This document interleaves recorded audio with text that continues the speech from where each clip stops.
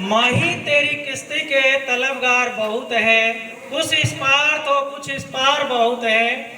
माही तेरी किस्ती के तलबगार बहुत है, कुछ इस पार तो कुछ उस पार बहुत है। जिस शहर में खोली है तूने शीशे की दुकान, वहाँ पत्थर के खरीदार बहुत है, वहाँ पत्थर के खरीदार।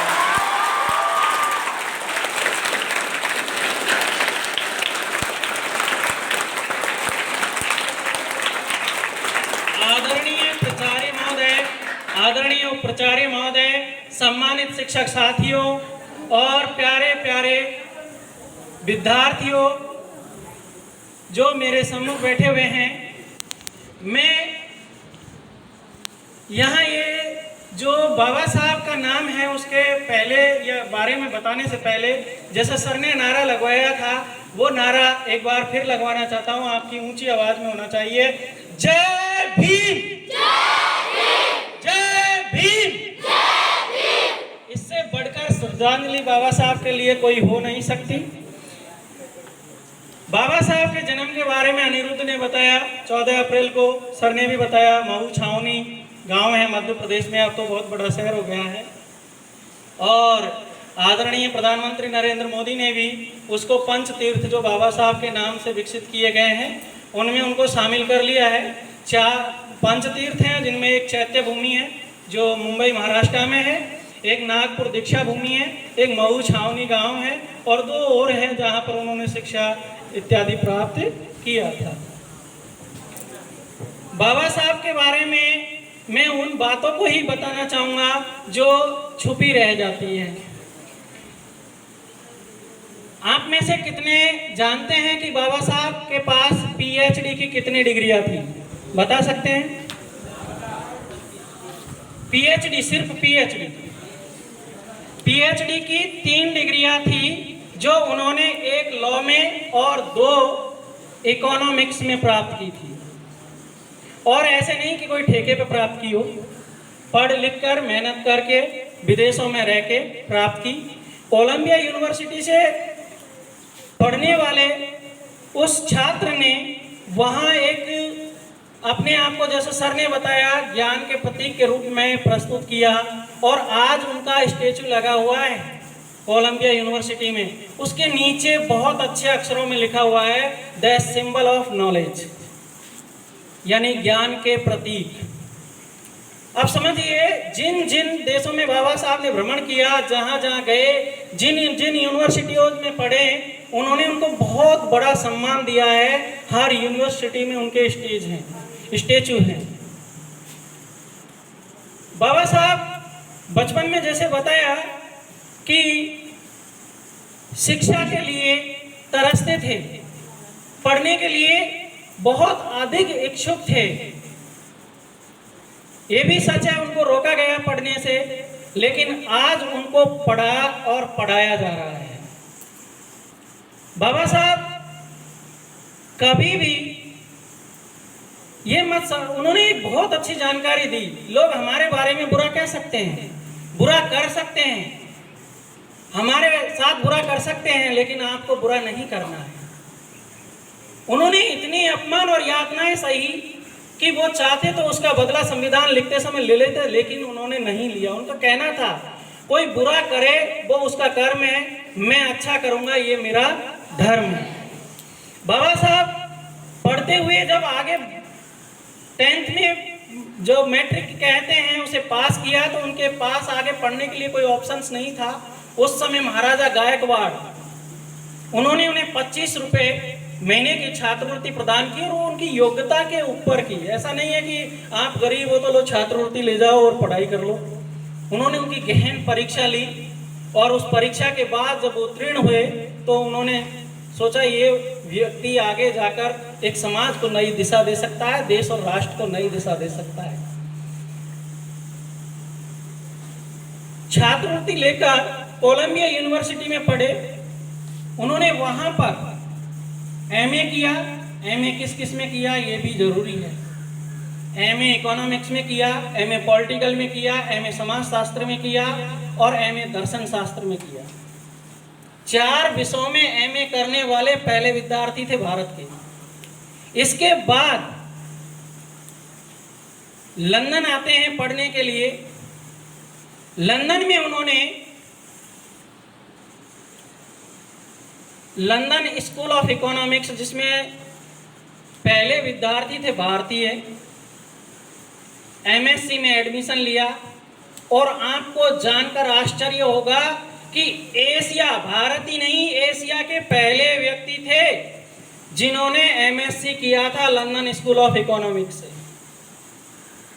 एशिया के। आज जो लोग हमें अर्थशास्त्र सिखाते हैं ना, उन्हें पता होना चाहिए कि प्रोफेसर अमर्त्य सेन ने ये कहा है, जिनको नोबेल मिला है अर्थशास्त्र में, उन्होंने ये कहा है कि मेरे अर्थशास्त्र में जो गुरु हैं वो डॉक्टर BR अम्बेडकर है।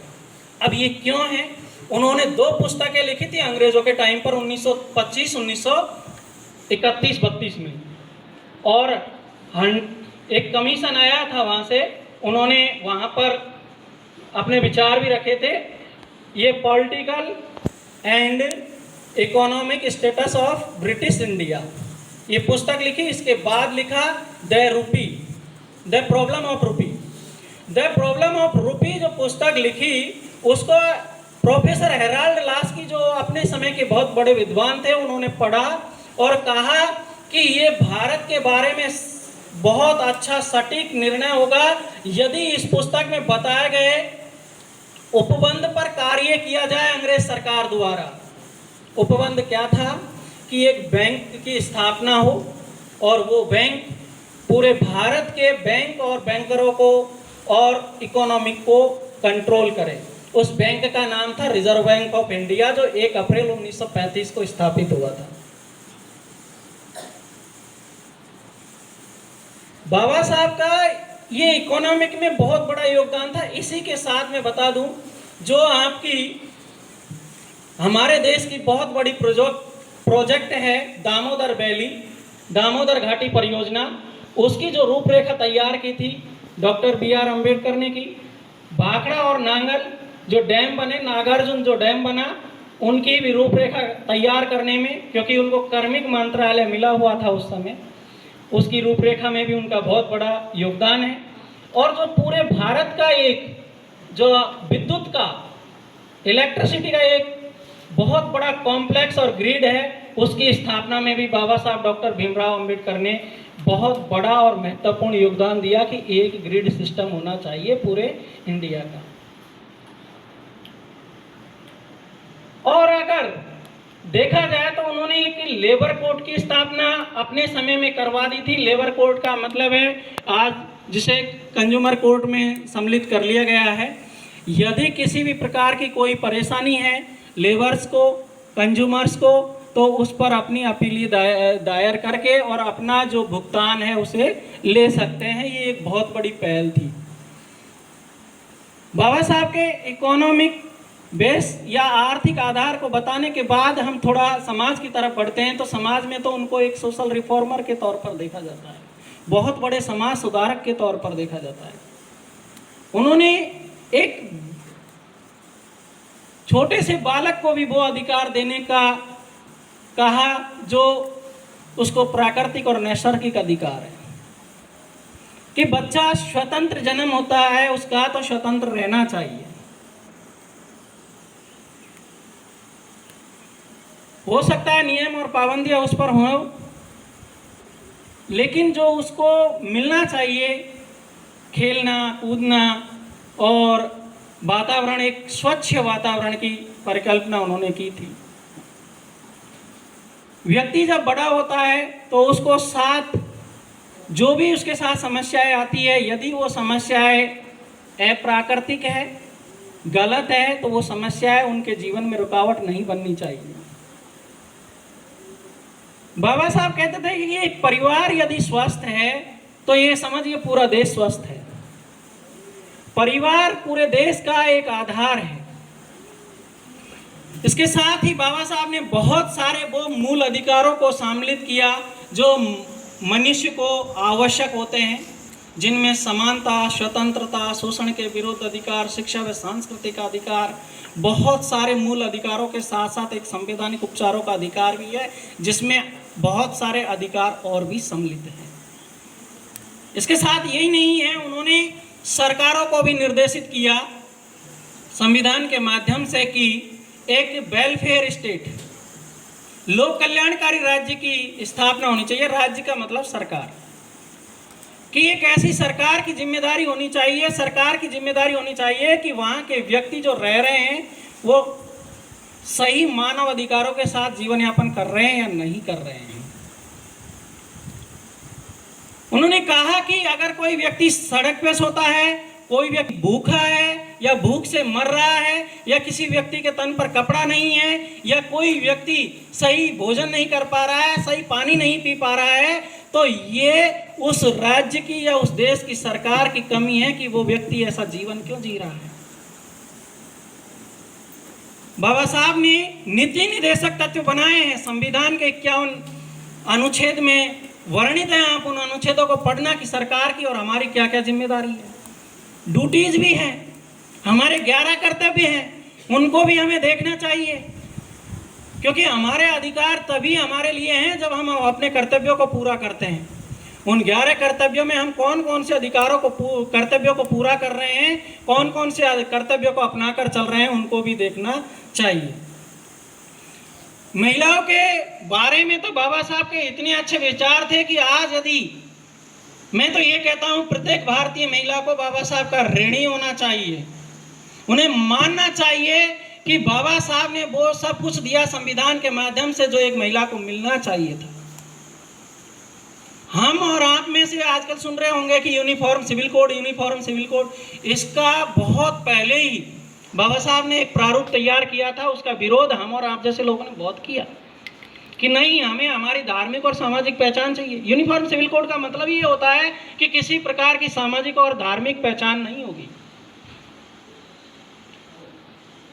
तो उन्होंने ये कहा था कि अगर हो तो ऐसा हो कि सभी समान हो, एक देश के नागरिक हैं, एक जैसे होने चाहिए। ये नहीं कि हम अपनी सामाजिक और धार्मिक पहचान को ढोते ही रहें। और एक जो मैं कहना चाह रहा हूँ कि सबसे बड़ा कलंक है हमारे समाज पे, छुआछूत भेदभाव, उस कलंक को दूर करने में बाबा साहब का महत्वपूर्ण योगदान है। ये कलंक है, विदेशों में हमें इस बात के लिए लताड़ा जाता है कि आप ऐसे समाज में जी रहे हैं जहाँ छुआछूत भेदभाव है। तो इस तरह की बातों को उन्होंने समाज से दूर करने का प्रयत्न किया, महिलाओं को अधिकार दिए। हिंदू कोड बिल जो उस समय आ गया था उसका भी विरोध हुआ। बहुत सारे कार्य बाबा साहब ने समाज के लिए किया।